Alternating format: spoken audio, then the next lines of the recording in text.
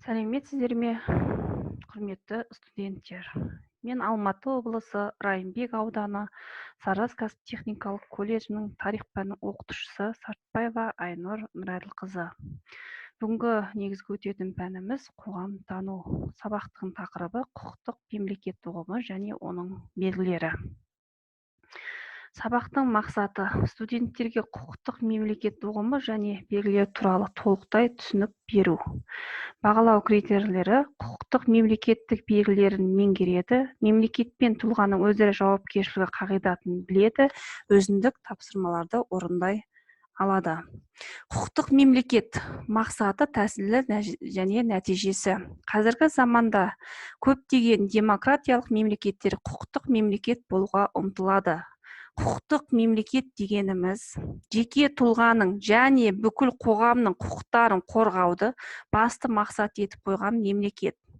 Бұл жерде адам, оның өмірі, құқығы және еркіндігі басты құндылық болып саналады. Мақсат, тәсіл, нәтиже будасында басты рөлді тәсіл ойнайды.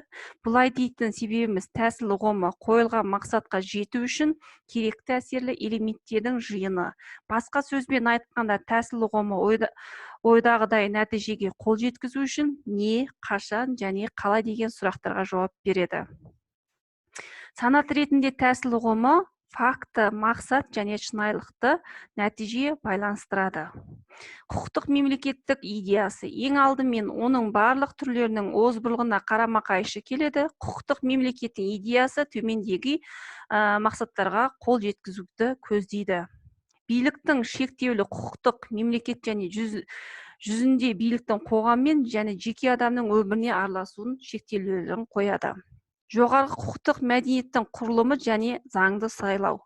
Сонымен қатар мемлекет барлық субъектілердің заңды әрекет күтеді. Әрбір азаматтың құқығы мен еркіндігін сақтау және қорғау, жанжалдарды бейбіт жолмен шешу ұстанымы негізгі мәдениетті құндылықтарды мен бекітілуі. Құқықтық мемлекеттің қағидатының дамуының тарихи кезеңдері. Құқықтық мемлекет идеясының сан ғасырлар тарихы бар. Ежелгі грек ойшылдары Сократ, Платон, Аристотель қоғамның дұрыс дамуына кедергісі тимейтіндей билік пен құқықтың әрекеттестігінің формасын табуға тырысқан. Құқықпен келісетін, сонымен қатар құқықпен шектеулі мемлекеттік билік ежелгі ойшылдарының айтуынша әділ мемлекет белгісі. Аристотельдің ойынша заңның билігі жоқ жерде ешқандай мемлекеттік құрылыстың формасына орын жоқ. Сонымен қатар әрбір мемлекеттің құрылысы 3 элемент болатындай айтып өткен. Бірінші, мемлекеттік жұмыстары туралы заң жөніндегі кеңес беретін орган. Екінші, магистратуралар, әкімшілік. Үшінші, сот органдары. Құқықтық мемлекеттік қағидаттары.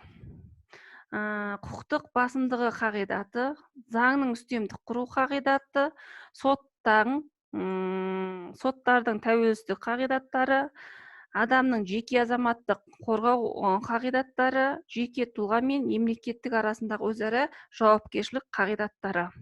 Мемлекеттік биліктің заң шығарушылық, атқарушылық және сот тармақтарына бөліну қағидаттары.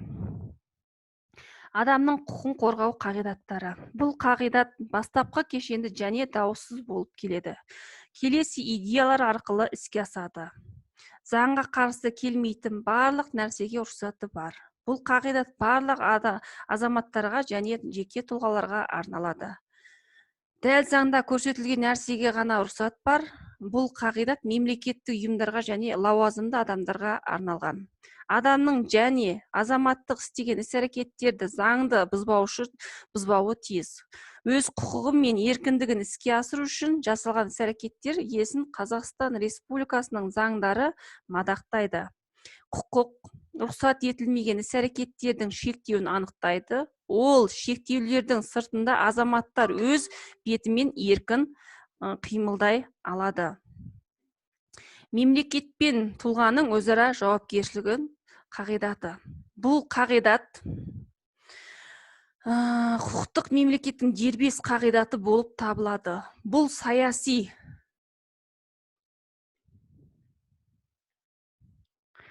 Қоғам мен тұлғаның бостандығын заң шығарушылық нысанда бекітуге отырып, мемлекет өз шешімдерін мен әрекеттеріне белгілі бір шектеулерді иеленеді. Құқыққа бағына отырып, мемлекеттік органдардың одағы ережелерді бұза алмайды және осы міндеттерді орындамаған үшін жауапкершілікке тартылады.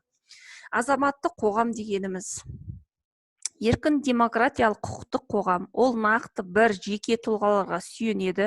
Азаматтық қоғам заңды, құқықты, салт дәстүрді, әдетті, жалпы гуманистік идеяларды қадірлейді.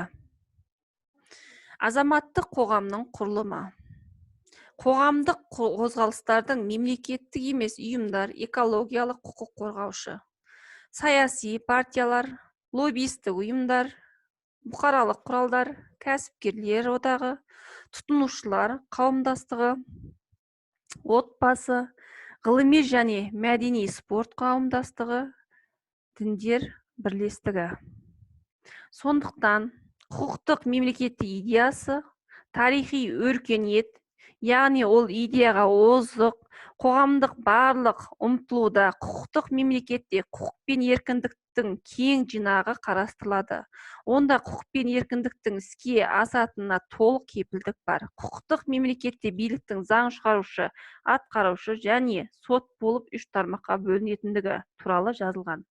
Олар бір-бірімен тепе-теңдік және тежемелік жүйесінің көмегімен байланысады. Қазіргі Қазақстан Республикасында азаматтық қоғам мен құқықтық мемлекеттің қалыптасуына белсенді үдерістер жүргізіледі. Жеке адамға, бүкіл қоғамға және мемлекеттік өзіне байланысты көптеген сұрақтар туындауда.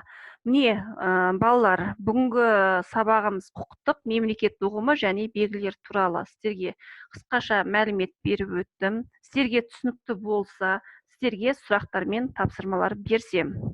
Бірінші, құқықтық мемлекеттің басты негізгі идеялары жайлы және демократиялық қоғам үшін құқықтық мемлекеттің идеялары жарамды екенін дәлелдеңдер. Екінші, биліктің үш тармаққа бөлінуі қағидаты және осы қағидаттың басты мақсаты қандай? Үшінші, құқықтық мемлекет дегеніміз не? Төртінші, Платонның құқықтық мемлекеті жайлы айтқан сөздерін талдаңдар. Яғни бүгінгі Қазақстан үшін оның сөздері өзекті ме? Міне балалар, сіздерге осындай сұрақтар мен тапсырмалар түсінікті болса, осыны орындауларыңызды өтінемін. Келесі кездескенше.